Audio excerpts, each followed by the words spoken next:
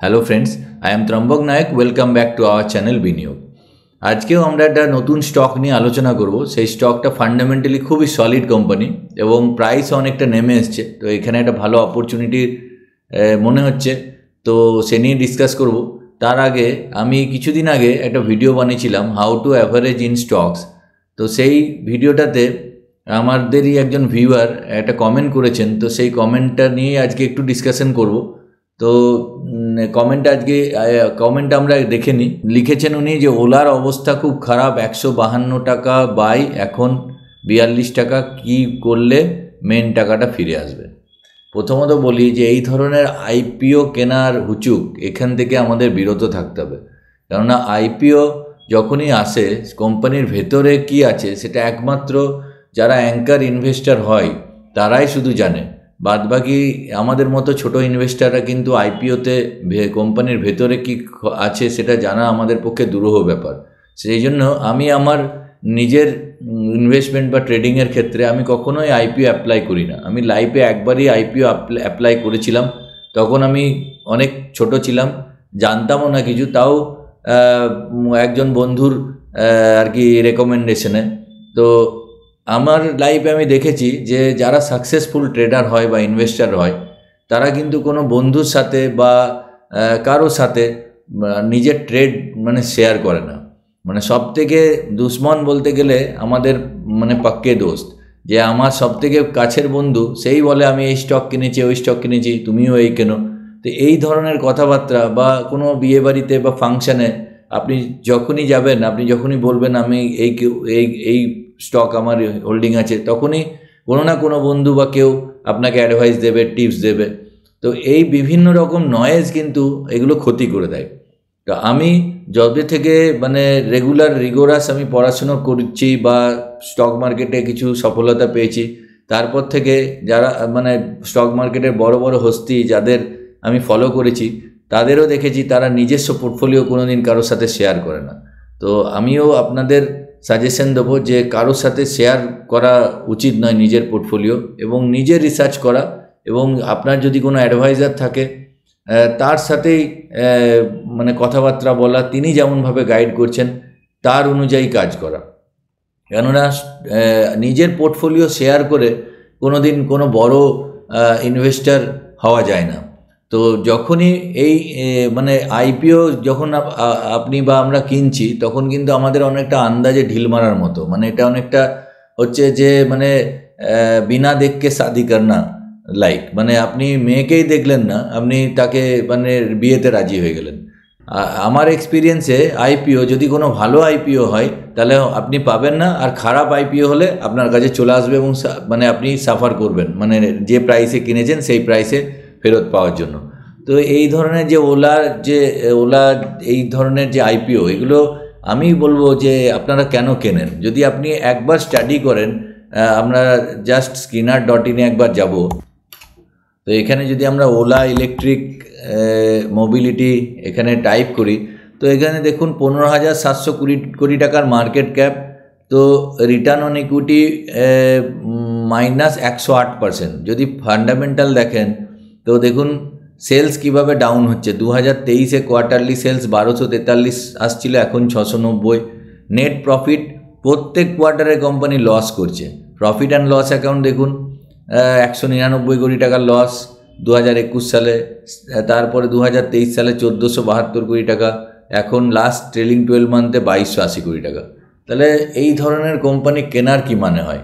যেখানে এত loss making company, বাজারে অনেক ভালো ভালো কোম্পানি আছে, সেখানে যদি আমরা ট্রেড করি, সেখানে যদি আমরা ইনভেস্টমেন্ট করি, হয়তো স্টক মার্কেটের ওভারঅল সেন্টিমেন্ট খারাপ যাওয়ার জন্য কিন্তু কিছুদিন নেগেটিভ থাকতে পারে, কিন্তু ভালো কোম্পানি হলে কিন্তু প্রাইস বারবার ফিরে আসবে। কিন্তু এই ধরনের কোম্পানিতে সত্যি আমি কি বলবো যে আপনার ওই প্রাইস কবে ফিরে আসবে বলা খুবই টাফ।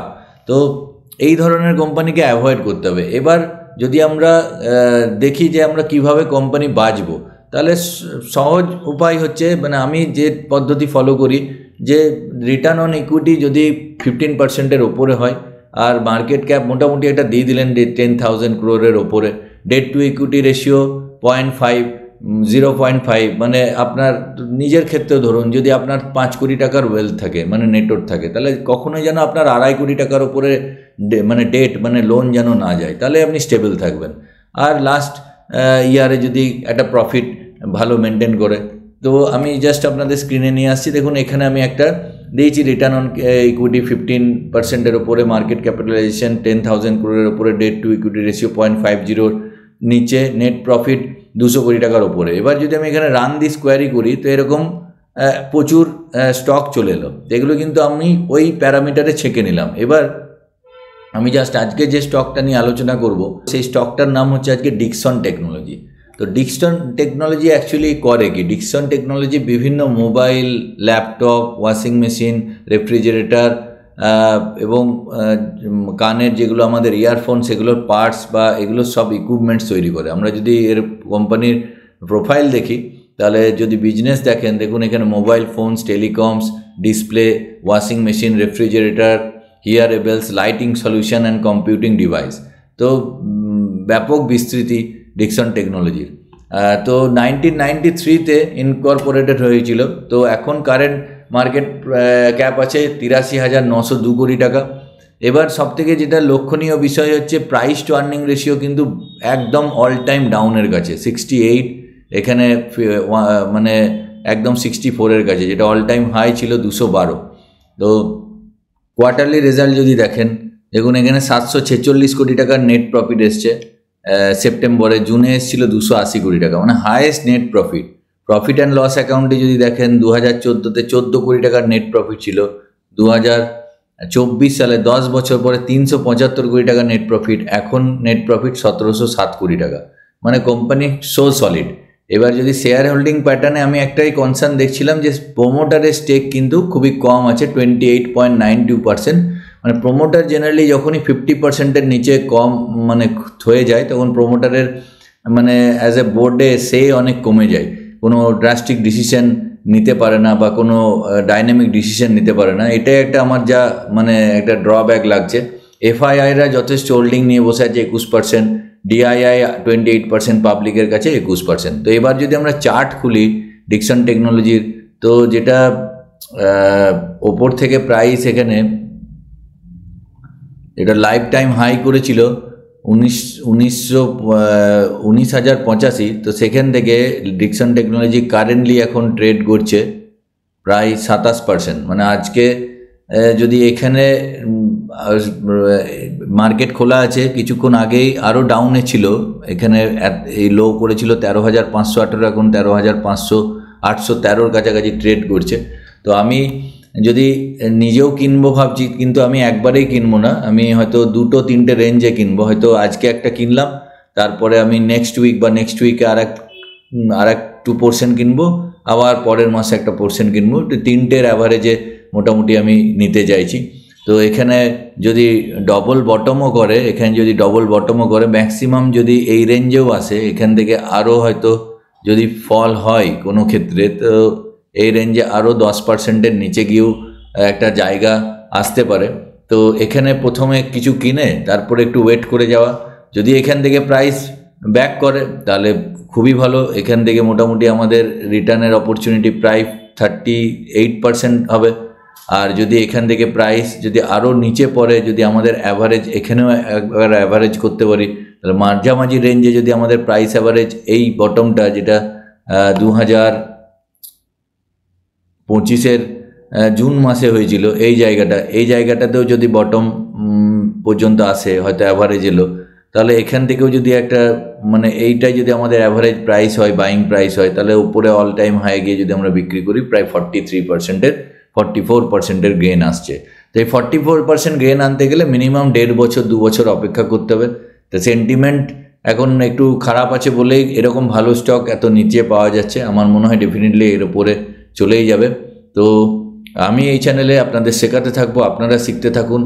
আর অবশ্যই আপনি নিজে রিসার্চ করে নেবেন এবং আপনার সেবি রেজিস্টার্ড কোনো রিসার্চ অ্যানালিস্টকে আপনি অ্যাডভাইজার হিসেবেই নিয়ে তার সাথে কথা বলে ট্রেড করবেন, কেননা প্রফিটও আপনার, লসও আপনার। আমি এই চ্যানেলে শেখাতে থাকবো, আপনারা শিখতে থাকুন। যদি চ্যানেল এখনও সাবস্ক্রাইব না করে থাকেন তো প্লিজ সাবস্ক্রাইব করুন আর বন্ধুদের সাবস্ক্রাইব করান। আগামী দিনে আমি প্রত্যেক দিনই একটা করে নতুন ভিডিও নিয়ে আসছি স্টক মার্কেট এবং মিউচুয়াল ফান্ড নিয়ে আলোচনা করার জন্য। তো আজকের জন্য এটুকুই, পরের ভিডিওতে আবার দেখা হচ্ছে। জয় হিন্দ, জয় ভারত।